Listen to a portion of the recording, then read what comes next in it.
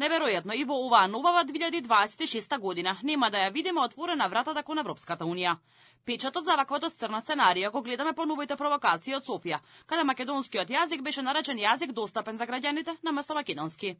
Со ова практично паѓаат во вода надежите дека во Софија ќе преовлада разумот, токму спротивното покажува дека уставот не е последниот услов.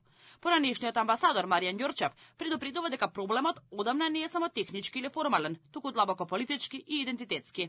Тој укажува дека Брисел со селективниот пристап кон Украина го нарушил темпото на проширувањето во регионот, а дека Македонија дополнително била втурната во преговарачка рамка, обременета со билатерални услови кои навлегуваат во историјата и образованието.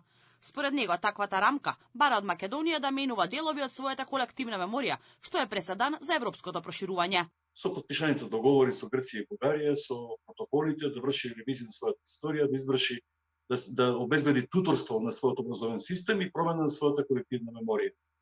Така што тоа е државнички неприфатливо и затоа нашата македонска држава се соочува со крајна непредвидливост во тој процес на чекорење по нашиот европски пат.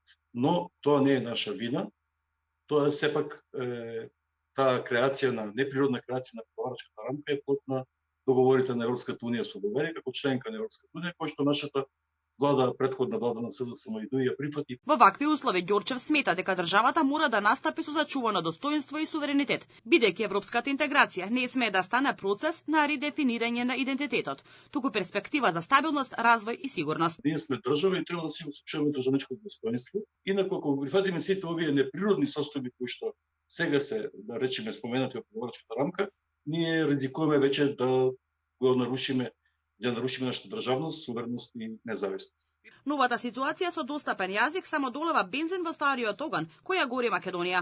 Акцијскиот план со правата на заедниците, кој Македонија го подготви со меѓународни експерти, беше поздравен од Брисел, но повторно проблематизиран во Софија, не по содржината, туку по јазикот. Премиерот Христијан Мицкоски повторно истакна дека идентитетот не е тема за условување, а по уставните измени мора да постојат гаранции дека нема да следат нови барања од Софија. Аналитичарите го оценија овој потек како неопходен, бидејќи велат, судејќи по однесувањето на Софија, тешко е да се верува дека барањата ќе застанат само на уставни измени. Затоа, според нив, барањето Македонија да добие европски гаранции дека нема да има нови блокади, вета и условување е легитимно и корисно и за процесот и за државата.